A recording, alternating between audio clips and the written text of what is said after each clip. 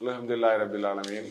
அன்பான சகோதரர்களே, இப்போது 10ஆம் வகுப்பு 11 இந்த பொது தேர்வு என்று சொல்லி தேர்வு நடத்தி அதனுடைய ரிசல்ட் வரக்கூடிய காலகட்டத்திலே மாணவர்கள் ஒரு பொறுப்போட இருந்து கொள்ள வேண்டும். அதே மாதிரி பெற்றோர்களுக்கு என்று ஒரு சில பொறுப்பு இருக்கிறது. அதே போல சமுதாயத்துக்கும் சில பொறுப்பு இருக்கிறது. மாணவர்கள் இப்போ ஒரு தேர்வு நம்ம எழுதுறோம். அவங்க நல்லா படிக்கக்கூடிய மாணவர்கள் இருப்பாங்க, நடுத்தர மாணவர்கள் இருப்பாங்க, கடைசி நிலையில் உள்ள மாணவர்கள் இருப்பாங்க. நல்லா படிக்கக்கூடிய மாணவருக்கு ஒரு 2-3 மார்க்கு குறைஞ்சா கூட ரொம்ப வருத்தப்படுவாங்க. 500 மார்க்கு உதாரணத்துக்கு வச்சுக்கிடுவோம். அதுல ஒரு 480 மார்க் எடுத்துட்டா அவங்க ஏம் பண்ணது 490 இருக்கும். 480ங்கிற மார்க்கே எவ்வளவு பெருசு 500க்கு. ஆனா அவங்க ஏம் பண்ணது 490. ஒரு 10 மார்க் கம்மின்னா அவன் வாழ்க்கையே வெறுத்துறான். நல்லா படிக்கக்கூடிய மாணவர்கள் நல்லா படிக்கிறார்கள்.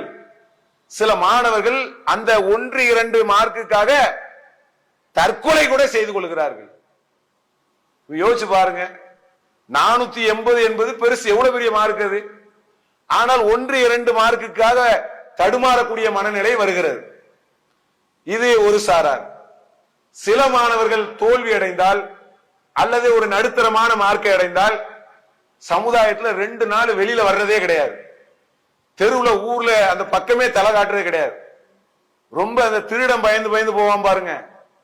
ஒரு ஊர்ல ஒருத்தன் திருடிட்டான்னு சொன்னா அவன் வெளியில தலை காட்டுறதுக்கு எப்படி பயப்படுவானோ அது மாதிரி வெக்க உணர்வுல படிக்கல, ஏறல, என்ன செய்யறது, முயற்சி எடுத்தோம் ஏறல, அதற்காக ஒரு தோல்வியை இப்படி கூனி குறுகி வாழ வேண்டிய அவசியம்லாம் இல்லை. இன்னைக்கு பல பொறுப்புகள்ல சமூகத்திலே பல பேர் இருக்கிறார்கள். அவங்க நிறைய பேரு 7ஆம் கிளாஸ் ஃபெயிலு, 8ஆம் கிளாஸ் ஃபெயிலு, பல மார்க்குகள் குறைபாடு உள்ளவங்க தான். அவங்க எல்லாம் வாழலையா? அப்போ சில அந்த ஊனப்படுத்துறாங்க. எப்படி ஊனப்படுத்துறாங்கன்னா, சமூகத்தில் இருக்கக்கூடியவர்கள் நல்ல மார்க் எடுத்தவர்களை மட்டும் நல்ல உயர்த்தி வைத்து விட்டு குறைந்த மார்க் எடுத்தவர்களை ரொம்ப அடிமாட்டு நிலைக்கு தள்ளக்கூடிய நிலையை நம்ம பார்க்கிறோம். அப்படி செய்யக்கூடாது.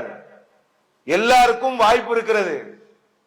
அப்போ ஊக்கப்படுத்தணும். நல்லா படித்து இருக்கக்கூடிய மாணவர்களா அவர்களை ஊக்கப்படுத்தலாம், பரிசு கொடுக்கலாம், மேலும் அவர்களை நல்லா படிக்க வைக்கலாம். அது வேற விஷயம்.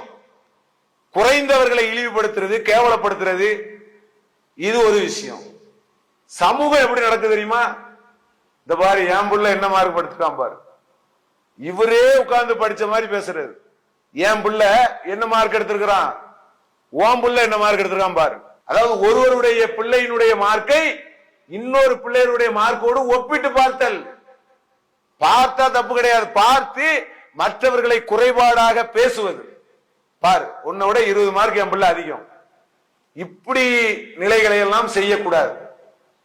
ஏதோ ஒரு 10ஆம் கிளாஸ், 8ஆம் கிளாஸ் அல்லது +2 அல்லது இது மாதிரியான விஷயத்தோடு வாழ்க்கை என்பது முடிகிறது கிடையாது. வாழ்க்கை என்பது மிக சிறப்பான பயணம். இது மார்க்குங்கிறதெல்லாம் ஒரு கல்விக்கான ஒரு மதிப்பீடு, அவ்வளவுதான். அது இல்லாத ஒரு பெரிய உலகம் எல்லாம் இந்த உலகத்திலே இருந்து கொண்டிருக்கிறது. தன்னம்பிக்கையோடு வாழ்ந்து பல சாதனைகளை செய்யக்கூடிய நன்மக்களாக இருக்க வேண்டும் என கூறி என்னுடைய உரையை நிறைவு செய்கிறேன். அல்ஹம்துலில்லாஹி ரப்பில் ஆலமீன். அஸ்ஸலாமு அலைக்கும். அல்லாஹு அக்பர், அல்லாஹு அக்பர்.